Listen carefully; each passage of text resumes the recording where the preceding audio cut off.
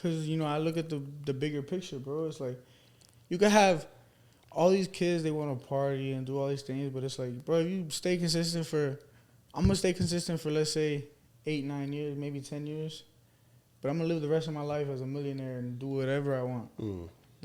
I could party when I'm 35, when I'm 40. Facts. Yeah. And you party even better. Yeah. Because you got money. Because you got money, yeah, exactly. I don't need a party right now, A lot of these kids, they don't look at the bigger picture. Mm-hmm. And I also really want to be a world champion. Like, that's been my dream since I was 7 years old. Cause they thought I'd never make it. See me fall down and they celebrate it. Learn how to win with no demonstration. Pop box the cool, got a ventilated. Cause I can't see shit out on 95. Prolific little bitch, I see dollar signs. The shit I done seen got me traumatized. Tryna clear all the pain in my mama's eyes. And my daughter, she watching me closely. Tryna better myself like I should be. Had to chill out with all of that street shit. I came a long way, but don't push me. Rest in peace to my bro, it ain't right, dawg. 20 bands, nothing that's light sauce. Hit the booth and I turn all the lights off. Gotta get in my zone. Gotta turn on my phone, cause all them smiles is fake and I see it. Bad guy, if I got out, I'll be it. Baptized, but I'm living with demons. Trap vibes, so I'm cashing out Neiman's. No faith, swear these bitches is heathens, but I don't need them though. Keep my moves quiet, you don't need it. Welcome, ladies and gentlemen. Welcome to Prolific Podcast, where we dive deep into mental health and minority men through the art of storytelling, community building, and a little touch of humor always. I'm one of your hosts checking in, and my name is Berto, alongside with my guy, Il Willy. Ill Will. I thought you were going to say it for me. Nah. Your boy here, Will. Ill Will. Checking in. And this is episode number 44, ladies and gentlemen. Our guest joining us today, 18-year-old Young buck. phenom. Boy sitting here. Phenom. Shadowboxing the whole time. Shadowboxing the whole time. I was like, bro, like we got a show to run. Can you keep the hands down, please? My bad. Boy got the Vaseline on his face. Oh, man. This guy ranked number 1 as amateur fighter, amateur heavyweight, before he went pro. Mind you, like I said, he's 18 and he's already pro. 7-0. The prodigy. How many knockouts? 6 KOs. 6 KOs. Okay, starting off strong. Humble brag. Okay. Humble. But let's give everybody a warm, prolific welcome to the future world champion, also known as the Giant Killer. TGK. And we're not talking about the one in Doral. No. Let's clap it up. Let's give a warm welcome to the one and only Lorenzo Medina, ladies and gentlemen. Thank you. My guy. My geyser, man. How you feeling, man? Welcome to the podcast. Welcome to the show. Thank you guys for having me. No doubt, my brother, no doubt. Feel good, bro. Feel blessed. How's your mental, man? I know you got a big fight coming up. For anybody, actually, go ahead and shout it out. You're gonna be in Orlando. Yeah, Orlando, August 18th at the Caribe Royale. I'll be fighting Antonio Torres. He's another prospect, 4-0, 4 KOs. Okay, you going for the 4-0. 7? You going for the 7? He's going for the 8th. No, he said 7 KOs. knockout. Yes, yeah, but 7 wins. knockouts. Yeah. Oh, no, I'm definitely sleeping, buddy. Ooh, okay. Like that. Talk that shit. What's his weight? If you can release that information, right? What's his weight? Yeah. I think he's like 250. 250. Okay. He's like 6'3", 6'4". Okay, that ain't nothing. Ain't nothing. That's lightweight, boy. That's boy, he didn't grow up in for anybody, Hialeah. for real, Hialeah shit. From Jamestown, New York. What the hell's Jamestown?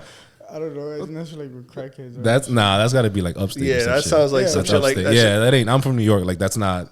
That sounds like Long Island. Yeah, nah. Long Island's actually like a borough. Jamestown is probably like upstate. It's very upstate. Near fucking what is Syracuse? that shit called?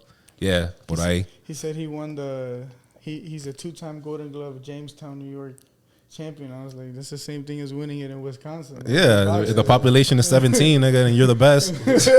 Like, what does it matter? And 40% of the population has like Down syndrome. Yeah, my bad. Sorry. But anyways, man, we always like to kick off the show, just kind of checking in, just to kind of see where your mental's at. Like I said, I know you got a big fight coming up. So how you feel today, or where's your mental at right now? Mental health space. Nah, I feel good, man. This has been one of the best camps I've had for sure. Real long one. Started probably like 9 weeks ago. Oof. But that just means I'm extra prepared. Yeah, of course. And there's no such thing as being over prepared. You know what I mean? The more prepared you are, the easier the fight will be. No, yeah. It's been a hard camp, so the fight's gonna be easy. Nice. So if you had to put just a number on it, scale 1 to 10, how you feeling? 10 being the best, 10 feeling the most today. Again, all of it today. Right now, I'd say like 7 or 8 for sure. 7 or 8. Okay. Yeah, chilling. What makes this camp like the best yet? Is it just like It's how been intense real- it's been? It's been real organized. I could have asked for a little bit more sparring, but you know how it be. You know, I can't ask. Nothing could be perfect sometimes, No, of course. but can't complain about anything else. So they tell you like you get X amount of sparring hours type of thing? No, we just couldn't find anybody. Next time just hit Alberto. I don't know if he's left-handed. You're a lefty? No. The guy I'm fighting is lefty. Oh shit. Yeah, That's yeah. good. So that's how you kind of like Yeah, you prepare prepare. for and Yeah. kind of study people. Yeah.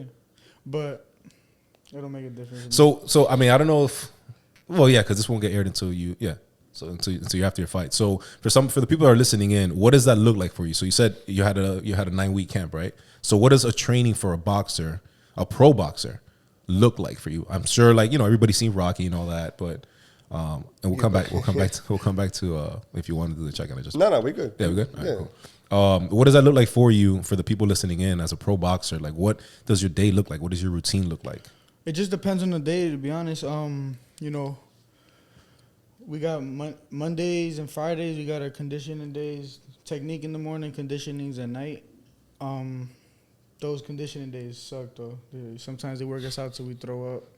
And that's all in the gym, like in the boxing gym, as far as like, you know, jumping jacks, 1,000 jump ropes. Like, is that the type of Tire shit? flips. You know, sometimes they put the weighted vest on me and make me jump rope. Sprints.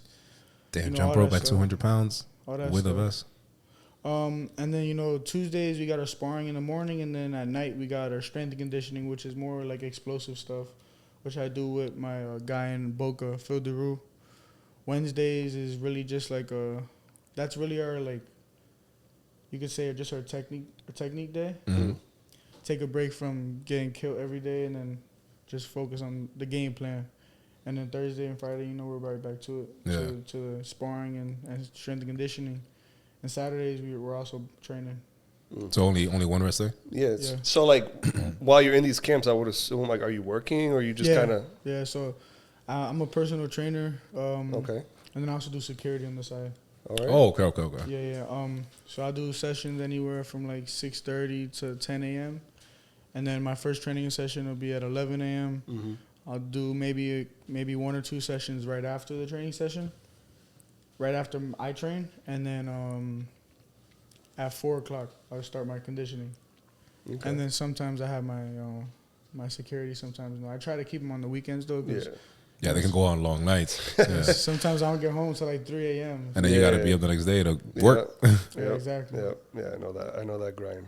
But I mean, as far as, because I know when you're going after something like this, right? Like you need that support system of, you know, it's hard. I know it's hard to be in this and then have to work and pay bills and all this other stuff. I mean, you're a young kid, but did you ask him earlier if he lives together? He's like, Yeah, I pay bills and he's stuff. like, don't bro. call me kid again. Well, young compared to us. I'm not meaning that like in any way. Nah, You know, you young good. compared to I us. was bullshitting, But did you say you live with your family or you just live by yourself? No, what's it called? Me and my grandma live together, but I pay bills. All right. No, I'm just saying. Like as far as like, I know that can be a hassle. I mean, I used to for play sure. baseball in college, and I know that holding a job and training. Obviously, I'm not training for fighting, but I know that shit was a pain. in the No, ass. for sure. It definitely is. It definitely is. Sometimes I do have to calm down on the work a little bit so I can focus on the boxing. And that's where I got to give a big shout out to my sponsors because they help me out a lot. Plug them out. Plug them out. You know, financially wise, you know. Or can you? I got a lot. Okay. He's like, I don't know if I can go down. Just pulls out the list. Now, let me ask you, because I mean, 18, man, honestly, like I had my daughters at 18. I was a baby. Yeah. Like you have more facial hair than I had at 18. I had nothing, you know what I mean? But like my mindset shifted because I needed to go work. Yeah. I didn't have a passion. Well, I always had a passion for basketball, but like you have a passion for boxing. Yeah. Right? Talk to us about a little bit about that. Like, where did that originate from? Is that something that just came from one day to the next? Or was it like one of those things where you're like, I'm just fucking people up in my middle school, high school, might as well get some money with it? No, so as a kid, you know, my mom couldn't really afford any like after school care or anything. All there was the POW program. It was $10 a month. Mm-hmm. You know, I was 8 years old, so we were doing that for a while. And And what's that? I'm not familiar with the it. POW program, Police Athletic League. It was like the government funded like the sports and the after school care and stuff. So I was boxing. You know, that's where I originally started. It was actually at the Pines POW. And I was always back and forth through there. But then I had some family altercations. I had to move back to Miami. Couldn't box for a little bit. And I was always in and out of boxing until I'd say probably about 14 is when I really started like taking it seriously. And I didn't even have my first fights, like amateur fight or anything, till I was 15. So a whole year after. Yeah. So we do just training and just fighting in the gym, just boxing, just training, sparring. Yep. The same routine that you would have when you normally train for a fight, but you just didn't know where it was going to lead to. Well, you know, I couldn't get a fight at the time. You got, you know, as an amateur, they go by weight and age. I was a big ass kid. He's like, what's your name? Like the giant killer. He's 8. He's like, I'm just giant. I'm just a giant. My mom told me I'm big. I don't know. So what can I do? They're like, you need to sit down because nobody's your size, bro. Like, yeah, bro. So you were like that big kid, Yeah, like that big really little was. kid. Yeah. So I couldn't really get any fights until I was 15. That's when I had my first fight. And why was it? Because of the age, or just because like people were catching up to your age and your speed and your weight? So when you turn 15, they have this bracket called 176 plus. That's the heavyweight division. It's 176 plus. So as long as you're over 176 pounds, It is what it is. you're heavyweight. Yeah. And that can't come at any age. It has to be at least 15. 15. It was 15 and 16 years old. Oh, okay. Yep. Gotcha. But yeah, that's when I decided to take it seriously, and because I didn't really know if I was good or not. And I sucked when I was 15, I'll be honest with you. Yeah. No, I mean, it's a brand new sport. So you got to learn the actual boxing sport. You know, I was always training off and on, but, you know, I never really had a consistent coach that sat there and trained me and really worked with me until, like, the ones I have now. And I got with him right after my first couple amateur fights. And, you know, a year with him, and I was ranked number 1 in the country as an amateur. Nice. Now, what does that look like for you? Like, again, 15 years old. I'm trying to think because I'm trying to place myself for where I was at 15. Like, at 15, bro, I was just trying to go out, like, just trying to be a kid, right? Like, be outside all day. Now, was there something specifically that had you going into boxing, or something that, like, led you in that direction versus, like, you just going, like, you know, back to the crib? And do you have any siblings or anything like that? Like, what led you to the boxing, to focus in boxing already at 15 years old when other people usually focus on just being kids and being outside and being with? No, I definitely always loved boxing since I was a little kid. You know, even when I couldn't box and I was living in Miami and I didn't have a gym, I was always still watching boxing, and my day still kind of revolved around boxing, whether it would be watching it or just doing I wanted to be around boxing, you know what I'm saying? But I couldn't at the time. So I feel like once I had the opportunity to be around boxing, I really took advantage of it. And since I did take advantage of it, I excelled a lot and really fast. And, you know, then I realized that I could do something with it. And I just went all the way. Yeah, I feel like, too, with, like, maybe the experience of, like, your mom not being able to pay or, you know, for the after-school program, was it PAL? Like, I feel like that could be also a reason why you're... No, yeah, bro. You know, as a kid and you see your parents in that situation or you're in that situation, you never want to be in that situation again. So you'll make sure you're never in that situation again if you really mean it. And, you know, I never will be in that situation again. Now, is that something that you use as motivation, like even to this day? No, 100%. 100%. You know, I have little brothers. I have an 8-year-old brother or 7-year-old brother and a 13-year-old brother. And, you know, I never want them to be in a situation like that either. Yeah. And that's why I want them. They're boxing, and my 13-year-old brother is super nice. So yeah, you got hands, yo. My little boy. No, he's super nice. It's like, don't even worry about the giant killer. Worry about him. Worry about the silent killer. Like, the silent one. No, he's super nice. Like, if he sticks with it, he'll be 100 times better than I will. For sure. I mean, he has you, you know, watching over him, you know. As long as you're staying on top of him and he likes it and loves it as much as you do. Yeah, exactly. But I feel like there's a difference when it comes to, like, you're the one that saw the struggle with the parents. Maybe, you know, I came from a similar thing. Like, the younger siblings really don't see as much as the older sibling would see. Especially when you come from a household with a single mother. You know, a lot of times that single mom's going to turn to the oldest son and talk to them, and that's the only person they have to talk to. So and that was my case, you know. So my little brothers didn't really know what was going on a lot of the times, anyways, which I think is a good thing, you know. They shouldn't know what was going on. How do you feel about like holding that weight? I was real young, bro. I didn't think it was a problem. It's normal, right? Yeah. Yeah. I was real young. Yeah, because I feel like when you're growing up in that at such a young age, Normal. From the outside, people are like, oh man, you know, you had to deal with so much shit, and it's like that was just life. Like that's just what it was. I had to be my mom's counselor. I had to be, you know, there for her and do all this other shit, and that was just what we had to do. No, you know, it is what it is, and bro, that's with everything in life. You know, if a situation happens, bro, and you can't change it, it is what it is. You know, what can you do? If you can change it, good. Do what you can do, but don't stress it either. Do you use any aggression? Well, I don't know the situation. Like I know you said you were raised by a single mother. Do you hold like any aggression or resentment or anything that you use in the ring towards maybe not having the relationship with your pops? Not saying that you don't have it, but I know you said you got raised by a single mother. No, I don't really have a relationship with my biological father. But no, I wouldn't say I'm mad at him or anything. Just Kinda, it is what it is. Yeah, you know what I'm saying. Subconsciously. Yeah, bro. Like, you know, he had a big like problem with drugs and stuff. You know, I can't blame him. You know, that's a disease at the end of the day. That's not. A lot of people can't control it, and I don't. That's a mature perspective, man. Because I feel like a lot of people will take that and go the victim route. No, I will definitely say that I used to use that. Yeah, as a little kid for sure. But you know, as I got older, you know, bro, it takes a lot of energy, and that's not where I want to. That shit kills you in the inside. Yeah, and you're probably thinking yourself like, yo, I got to figure out so much shit already for my family.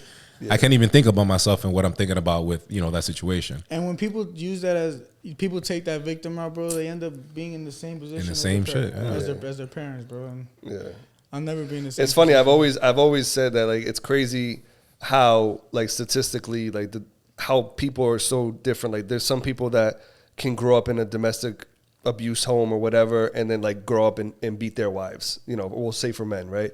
But then there's other people that like, oh, I saw my pops beating my mom, like I'm never gonna be that. You know, I think so. They say statistically speaking that as long as you have the right amount of trauma, the most successful people have the right amount of trauma. You have too much, a lot of times you'll revert to doing the same thing that you saw as your parents or and if you don't have enough, sometimes you just don't have that motivation to be successful in life, and you'll be okay with just being regular. Yeah, which is cool. I mean, we all need the regular people in this world, you know. Yeah, that's the balance for life. That's how the good stand out and the bad stand out. So, I mean, talk to us a little bit about, you know, your pathway to the, you know, through amateur and to pro now. You know, for one, did you have, besides your training camp and who you had, you know, did you have any other mentors, like just outside of boxing? My grandma, my mom, that's about it. Hey, shout out to Abuelita, man. I mean, sometimes, honestly, and people really don't realize this. Sometimes the women in your family can be the realest people. No, they in the are. sense of like where, you know, you sometimes like, oh, I need like the homie to watch over me or whatever. But sometimes the women could be like the back. No, yeah, bro, my grandma's my dog. I told my grandma. Yeah. And it reminds me, you know, because you said you're Cuban, right? So your family's Cuban. So it reminds me of Adrian. We had on Adrian before. He's a doctor, and he played a clip of his grandmother. And sometimes I think that we don't realize that a lot of times, the reason why I like asking about the mentors, because, you know, we're Dominican, and we grew up the same thing, single family, single mom, raised in a house kind of thing. And a lot of times we don't know that we have a mentor, but a lot of times it's usually somebody in your immediate family. Like, think about it. Who you coming home from school, you got to pick up the garbage. Who keeps you in check? Oh yeah, bro. So for a long time, I didn't live with my mom. I lived with my grandma. My grandma raised me for a big point in my life. And my grandma always, the reason I'm a hustler now is because my grandma. My grandma's the biggest hustler. Boss lady. She's the biggest hustler. She will never struggle. I promise you. She still works? No. Oh, okay. I was like, yeah, grandma's outside, like, yo, clackety clack, you're playing dice and shit. Yeah, you imagine?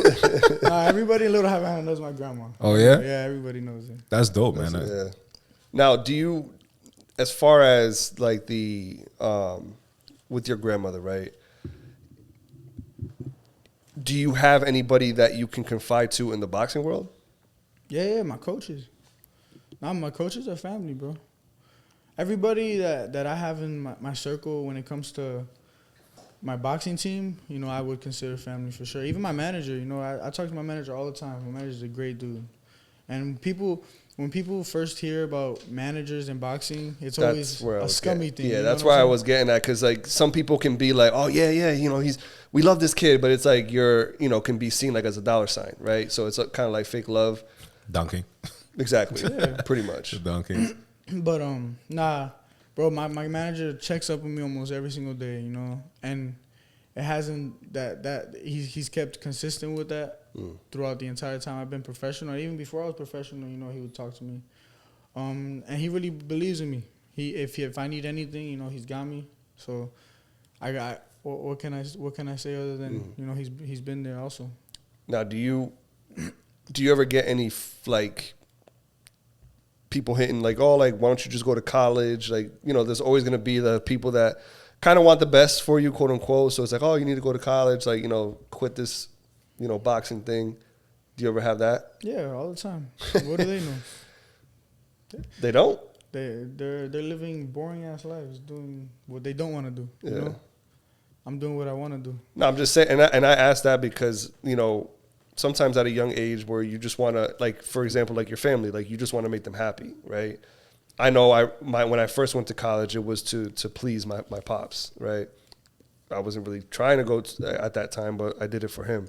So that's the reason why I asked you, is because sometimes, you know, your parents, your mom, you know, grandma, like, yo, mijo, like, you know, just go to college. And I left school in 9th grade, and then I kind of just cruised through online school until I got a diploma. No, it was like a diploma. I paid for like a monthly thing for online school, but like I haven't been in a classroom since I was in 9th grade. I was like, my boy's like, yo, this ain't it. He's like 5 plus what? Nah, fuck out of here, dog. Nah. Bro, and you know what's crazy? Like when I was in school, I always had like straight A's, but I didn't want to be in school. It wasn't like that you weren't smart. Not that I couldn't do it. You already knew what you wanted to do. Yeah, which I give respect to, because some people just do it, bro, knowing that they love, for example, boxing, but it's like, nah, I'm just gonna go to college and go the safe route. Yeah, but risks make champions. Yeah. You bet on yourself. Now, I mean, so you're still fairly young. I mean, 18 years old. I'm super young. And you sound, and for the people that are here that can see us, like you could feel the energy of how focused you are, right? Like even the way you speak and even the way you're carrying yourself. I'm trying to figure out, like, what do you think led you to where you're at right now? Even through all the obstacles and hardships that you've been through, that you mentioned to us. I'm sure there's more, you know. But what do you think led you to where you're at right now, where you look so focused? Where you told me offline earlier you weren't even hanging out with, you know, other people, like you got a small circle. How did you get to that mindset? Because, you know, I look at the bigger picture, bro. It's like you could have all these kids, they want to party and do all these things, but it's like, bro, if you stay consistent I'm going to stay consistent for, let's say, 8, 9 years, maybe 10 years, but I'm going to live the rest of my life as a millionaire and do whatever I want. You know? I could party when I'm 35, when I'm 40. Facts. Yeah. And you party even better. Yeah. Because you got money. Because you got money, yeah, exactly. I don't need a party right now, you know. A lot of these kids, they don't look at the bigger picture. And I also really want to be a world champion. Like, that's been my dream since I was 7 years old, you know. Heavyweight. Who was like your first boxing thing that you saw that made you like, yo, I want that? Like, did you watch like a fight, or was it just... slap somebody and you're like, oh, I like the way this feels? I got to give a big shout out to my first coach, Coach Rob. You know, he put it into my head that I was going to be a heavyweight champion. Nice. At 8? 8 years old, yeah. And that was at was it Paul, you said? Pines Powell. Powell. Yep. Word. That's what's up. I mean, as long as you have that determination and you're thinking long term, chess, right? Chess, not checkers. You know, like I said, I mean, like Berto said, talking to you is not really like talking to what I would think, what I would think an 18-year-old would be like. I mean, I know when we were younger, it was a lot different. Like at 18, I was wilding out. Like I really wasn't thinking about shit, because truthfully, at that age, I would be thinking like the fear of missing out. Like, damn, I'm missing out on the parties and the girls and all this other shit. You could say I'm gonna miss out. I'm asking you, do you ever feel like, do you ever get that like, damn? Hell Hell nah, bro. Nah? People were at prom the same day as prom. I was fighting that same day, I think. Yeah, I was fighting that So same you were day. making money while people were partying. Yeah. Then I can go party right after the fight if I want. And sometimes I don't, bro. After my fights, like my last 4 fights, bro, I literally went to sleep right after my fight. It's like I'm not a world champion. Like, what am I celebrating? Damn, you know what? I like that. I like that. Because you know what? You know what that's... You sounding like you got the fucking Mamba mentality. Yeah. Like, Kobe is obviously one of my top 5 players ever. And when I figured out what he talked about Mamba mentality, like, there's so many people that celebrate shit. Yeah. And they're coming back home to nothing. Like, what are you celebrating? The job is not over. The job is not done. Bro, a lot of these boxers lose money in these fights. Yeah. Like they're paying for their own fights and they're still celebrating after that fight. So as a boxer, you like what does that look like for you? As a boxer, do you pay your own promotion? Like, do you have to pay to schedule your own fights? When you first go pro, you know, of course you got to build your record and get your own fights if you're not signed to a promotion company right out the amateurs, and that's why a good manager comes in hand. Because if you don't have money behind you, you know, you gotta put up yourself. Yeah. And bro, that's what I'm saying. Like a lot of these fighters are losing $2,000-$3,000 putting up for themselves Per fight. Yeah, and then they're partying with no money made. what are you doing? My boys at the bar like, how much is the Jameson and ginger ale? How much are the Coronas? Hey man, so Lorenzo, talk to us. 18 years old. What's next for you, man? I know you have a lot in your journey. I know you have a fight coming up.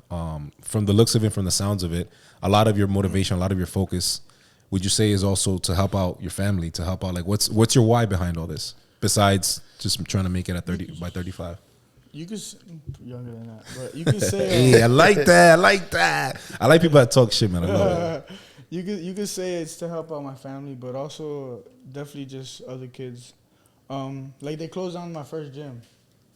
The government stopped funding it, and it's just sitting there. Definitely, what I want to do with my first big paycheck is open that back up, you know, and just have a nonprofit. I don't even make anything off of it. Just keep it. Just keep it there because yeah. there was an opportunity for like kids like after school type of thing that don't have money. No, I have a boxing program for sure. Yeah. You know, definitely have a boxing program like, running around boxing. But you know, you can have an after school program also. And you know, just help out the kids that you know that they're less fortunate for sure. Now, going off of that is because you feel like you wish you would have had that when you were a kid? No, yeah. And I'm glad I had that program because without that program, you know, I don't know where I would be today. I definitely wouldn't be where I am today. Do you think you would have, like, went to school and, like, pursued school, or you just still would have been like, nah, fuck that? Probably would have been fucking up in school, you know? Yeah. You know, when I was in school, I was always fighting or doing some dumb shit. So I'm glad that I focused and got my shit together and stuck with boxing. Yeah, and that's dope, man, because that usually happens. You know, we go to school and people think that, for example, like my mom would send me off to school and she didn't know that my school was a lot worse Than what it was. Right? Yeah. So, like, we do a lot of dumb shit in school, skip school, fights, blah, blah, blah. But then it's like, at least you had an outlet when you went back home. Yeah. So you use that as an outlet. And that's beautiful, man. Let's look up that gym. Let's look up that gym. And you said it's already closed? Yeah, it's been closed for a little bit. They closed it when I was going there. What was the name of it? The Pines Power. But do you know if the real estate is still open? Yeah, it's still there. Yeah. It's the what's it called? Just the government or the bank owns it or something. I don't know. Oh, okay. What's going on? What do you think it costs to run, like you said, like a nonprofit for like a gym like that? Like you just gotta buy like gloves and obviously. Bro, you could with 20 racks, you could definitely open A month? No, not even a month. No. I was about to say, damn, 20. Yeah, I was like, how much money you making in boxing, bro? Because I'll be part of the entourage, bro. I gotta leave my job. If you said, yeah, it's like $20,000 a month. No. So like open it up and get everything like set, you know. A month probably like 3,000, 35. Yeah, because you pay for the space Yeah. and it's commercial space. Exactly. Yeah. I'm sure if you like build it up too and like you can reach out to the bro, government. because the equipment is the last of my words. We could always get that, you know, donated. You know, Yeah. I know so many people that would help out. It's more just making sure the building's up to date and up to code. Permits and shit. Yeah, exactly. That's insurance. They still have equipment in there though. Yeah, because they probably just shut it down because of the government, like you said, government funding. Not necessarily that they ran out of business. It's not a typical business owner that just ran out of business. The government shut it down. Exactly. Well, I mean, that's beautiful, man. I think, honestly, like moving forward, you know, keep us in mind for that because, for one, you know, we definitely wanted to have you on here because, you know, we see what you're doing just in boxing alone, you know, and now he's sitting here speaking to you, we see the passion, you know, we see the drive behind it. But I'm just blown away, honestly, because your mindset is just so different from a typical 18-year-old. And even things like that, like, oh, once I get money, I want to reopen the gym that gave me the opportunity. Yeah. Like, honestly, bro, that's beautiful. Look, I'm 36. He's 35? 34? Yeah. So don't add that year. Huh? He said don't add that year. No, I was like, wait, but his birthday just passed. What I'm saying, I was like, wait, I thought you were 1 year older. Oh, younger. 34, older. So nah, man. I mean, I just honestly, from our platform to you, just we want to say that we appreciate you like that. Mm-hmm. Just those statements, you know, and what you wanted to do for yourself, for your community, for your family. No typical 18-year-old, you know, would be in that mindset to have a conversation. I want to get a chain or the whip. Yeah, you know, and you know, sometimes which is fine, but the way you answered that is what he's saying. Yeah, and those things always, bro. At the end of the day, it's like the money's gonna come sooner or later. You know, with boxing, money's always gonna be there. Definitely, my main goal is world champion. And like my last fight, I told him I gave him part of my purse to fight because I'm not fighting for money, bro. Yeah, you just want it. Yeah. I need and you honestly, you know what I like about you? That you're just putting in the work, bro. You're just like, you know, I got to get to X amount, right, in pro fights to be the number one guy, right? Yeah, bro, so I got to go through you anyways. I got a time limit for me, you know. Yeah. It's not for anybody else. And I always said I want to be a world champion by at least 22. 4 years. 4 years will fly by like this, bro. Yeah. Like that. At 18 years old, the way you're focused, man, the fact that you're just working, training, and family, time flies like that, bro. I already know. What do you think? So obviously, you know, we see your record, we see, you know, your focus and your determination, but what do you think is something that could potentially stop you? Besides the obvious, right? Besides like an injury or anything, knock on wood. It's just me that can stop me, you know. You know, you're always your biggest obstacle and your biggest opponent for sure. I feel like a lot of when people let themselves take over, it's usually a confidence issue. And like for me, like when you told me to answer that question earlier, right? I said that talk to the mic. A lot of the times when people let that pressure take over and let those problems take over, it's really just they don't think they got it in them, and it's just it's a confidence issue, you know, because I know I went through it, and the only way I got over it was, you know, you just got to believe in yourself, and you got to speak it into existence. Yeah. You know, I told you in the amateurs I went through like a big losing streak, and then right off the losing streak, I became the #1 super heavyweight in the country. And in that camp, what I did was I wrote down, like in my closet, on the wall, I wrote down that I was gonna be the #1 super heavyweight in the country, and I read it every single day. That's what's up. And then I would tell myself it in the mirror every single day. You know, and I really believed it, bro. And I didn't lose one round the whole tournament. I didn't lose one round. Respect. That was like the easiest tournament I ever done in my life. Yeah, but it was easy because you were prepared for it. Exactly. No. And the affirmations too. And I'll tell you what, like even the fights that I lost, I was prepared for. Yeah. It's not that I didn't train hard. It was a mental aspect. Like I was to the point where I could spar 10 rounds in the gym, but then I'd go and fight and I'd gas out in 3. And it was just like I would let the adrenaline and the anxiety take over. And bro, the adrenaline off rip takes 50% of your gas.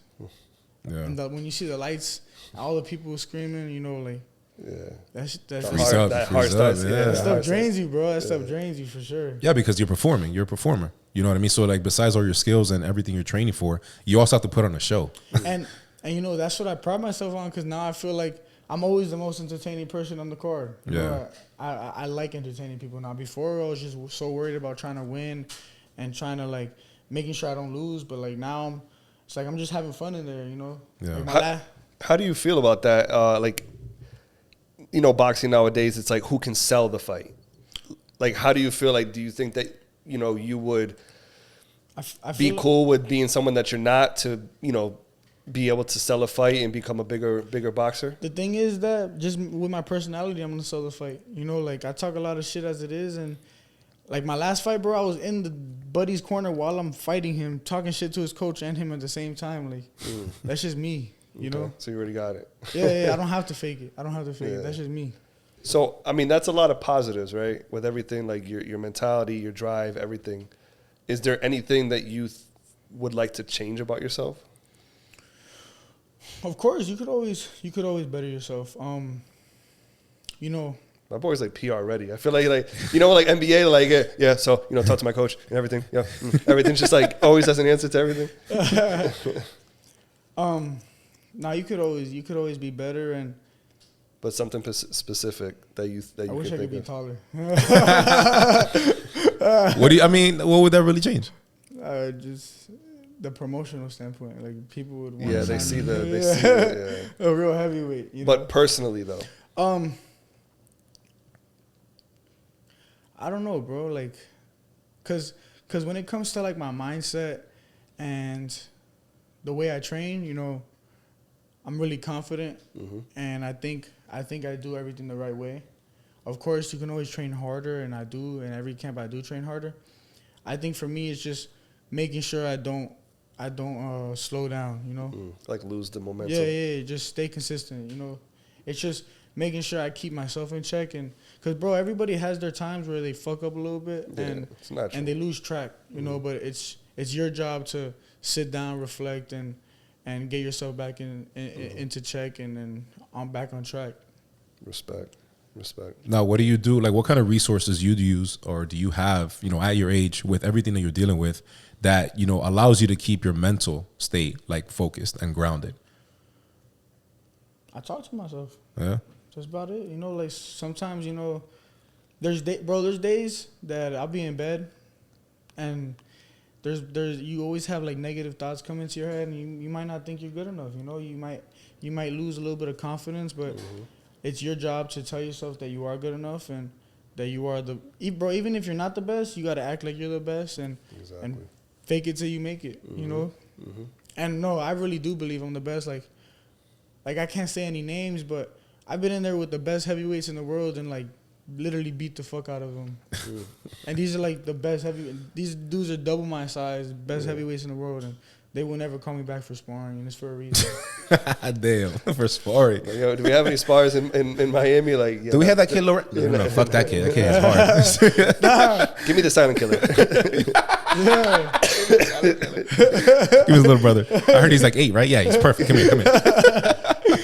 That's crazy, man. But yeah, bro, it's like I promise you, every athlete goes through it. They always go through like a time in their career. Bro, I go through it, I'd say probably like once or twice every camp that I have a like a slump. Yeah, it's That's natural, bro. Exactly. I feel like it's natural when you're a competitor. When you're a competitor, you naturally think about the competition and are you prepared? Are you over prepared? Are you not enough prepared? And it's just your job to get back into the rhythm. And bro, I look at the ceiling and I'm telling myself, I'm like, yo, you need to straighten the fuck out and like, get back on it. Believe in yourself. And sometimes, bro, sometimes I won't sleep that night. Sometimes I go outside and I'll like for real shadow box for 4 hours and then run like 6 miles. Damn. That's what I'll do on those nights. Do you ever work on your mental at all, like meditation? I do meditate. Yeah. That's so on my big losing streak in the amateurs. That's what I changed, a lot of it, and a lot of visualization as well. I did a lot of that during the camp. That helped me a lot for sure. What's up? Yeah, I mean, the meditation, if you can get yourself centered and quiet your mind, because like you said, when you're by yourself, that's when the thoughts come in. Like, if you can't be by yourself and sit in the dark and control yourself, bro, those thoughts will eat your ass up and you'll be fucked. And that's why, it's good to be comfortable with being alone and being by yourself. I always say that. If you're not comfortable being by yourself with your own thoughts, there's a lot of work that needs to be done there. No, that's 100% true. Dale. Yo, so outside of boxing, right? Outside of how you train, what's something impactful that you had to learn on your own that you wish someone had taught you before you went through it? You can't change everything. You can't fix everything. You don't have control of everything. I've always, like, if something bad happened, I've always tried to look at my mom to fix it. And for the most part, she would, Yeah. Or my grandma as well. But when you're by yourself and you're an adult, you realize that you can't fix everything, and sometimes you just gotta be okay with shit not going your way. And sometimes it's supposed to be like that. Yeah. Sometimes stuff's not supposed to go your way, and you just gotta be okay with that. It is what it is. Now, with that said, do you ever get tired of holding the weight? Of what? The weight of everything, like your family and everything. Like, some people are built for adversity, right? And it's cool. Like, it is what it is, and you're okay holding that weight and dealing with all the problems, and everyone comes to you, right? Like, do you ever feel like it's too heavy? You know, sometimes I would say that it gets tiring, but I wouldn't change it either, though. I'm glad that I'm in this position. Keeps you on your feet. Yeah. And I'm glad that one day I'll be in the position to help everybody out, you know? Yeah. Mm-hmm. It's like there's a I don't know how you would say it, but it's like the sacrificial lamb. No, yeah, it's true, yeah, exactly. But it's like giving back to the people that helped me out my whole life, you know? Like, but that's what I'm saying. It's some people think it's a bad thing, but when you're the sacrificial lamb of your family, you are the one that always had to fix everything, right? You're the one that had to deal with all this shit. But in the end, you're doing it all so that you can take care of them. Yeah. So that you can take care of yourself, so that you can take care of them. And you know, a big thing I learned is you can't help anybody until you can help yourself. And a lot of the time, you know, I went through a thing where I did have to put my family to the side and figure stuff out on my own, and help myself first. And did they receive that well? some of them did, some of them didn't, and it's okay because sooner or later they'll understand. You know? Yeah. It is what it is. Yeah, exactly. So I wasn't stressing it too much. Mm-hmm. You know, at the end of the day, like I said, I just got to fix myself and help myself first. So I wasn't stressing anything that they were saying or what they were feeling because I was fixing and helping myself. Respect, bro. Yeah, and you need to do that, man. It's part of your growth. You know what I mean? And again, I keep telling myself that you're only 18. Like, I honestly, at that ass, I want to see you at 22, 23. Like, I feel like, I'm not saying you're not a man, but like you're gonna be like a man, but you're already gonna be on this career path of 4 or 5 years in. Yeah. You know what I'm saying? I want to see what your mindset is gonna be at that point, and I want to see like, yeah, you got that chip, right? You got that belt? Yeah. All right, we outside. Let's go by that gym again. You know what I mean? Like, that's what I definitely want to tap into. But you know, we're gonna go ahead and wrap it up. But honestly, man, like just for anybody tuning in, let everybody know what's next for you, man. Like besides the fight coming up, what's next for you? You know, I know you said you want to be heavyweight champion. You know, what's on your mind? What's on your path? What's on your vision board for you, for Lorenzo? The Giant Killer. That Giant Killer. TGK. It's a clever name, man. I like Nah, just being a better person, you know. Definitely you're gonna see me again soon. Right after this fight, I'll be right back to it. You know, we're gonna stay consistent, and like I said, consistency is everything. So we'll be back soon. And most of your fights are in Orlando? Just because if you have one here, I'm trying to pull up. Yeah, we're pulling up. If it's here, we're pulling up for sure. To support. So beginning of next year, we'll for sure have something down here. Or we're trying to at least. You know? But my next fight after this one will be in Orlando, most likely. So we just gotta wait and see after that one. Respect. Well, brother, I mean, man to man, I fuck with you. I really do. I fuck with your mindset. I really do, man. For someone so young to talk the way that you're talking and hold yourself to this composure of what you're holding yourself to, I give you, we give you our utmost respect. And this platform is for gentlemen like yourself that are really striving for not only like physical, financial, but mental health. And we feel like you really emulate that. And, we want to be the people to tell you, if no one has ever told you before, that you are prolific. You're what we stand for, which is abundance in everything. So, if anything that you're doing or that you're working towards, if you need any support or anything as far as a platform to support anything that you're doing, you have our utmost support, Berto and I, Prolific Podcast, and whatever you need, brother. If you need seats, ask in the seats and it's your next fight, whatever it is, we'll fill that shit up. Appreciate you guys. And, it's all love, bro. We wish you the best, and you will be the next heavyweight champion. Nah, absolutely. Yeah, man. Shout out to the Giant Killer, man. But look, I don't need to add anything else to that, man. Like, I really don't, man. It was a beautiful, beautiful closing. And like, just like Will, alluded to, it's, we're here for this platform to put young guys like you, men in general, but young guys like you, man, you got a really good chip on your shoulder, bro. Mm-hmm. So keep focused, stay focused, keep fighting. If that's what you're doing, that's what you love. Yeah. Keep fighting, bro. You got 100% support. Mm-hmm. And honestly, I mean, we'll go ahead and wrap it up. Yeah. Yeah.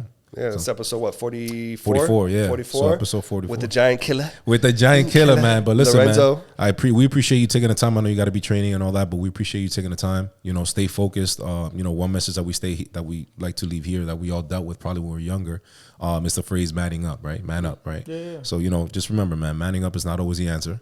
Yeah. You know, we got to take care of our mind, our body, and our soul as men.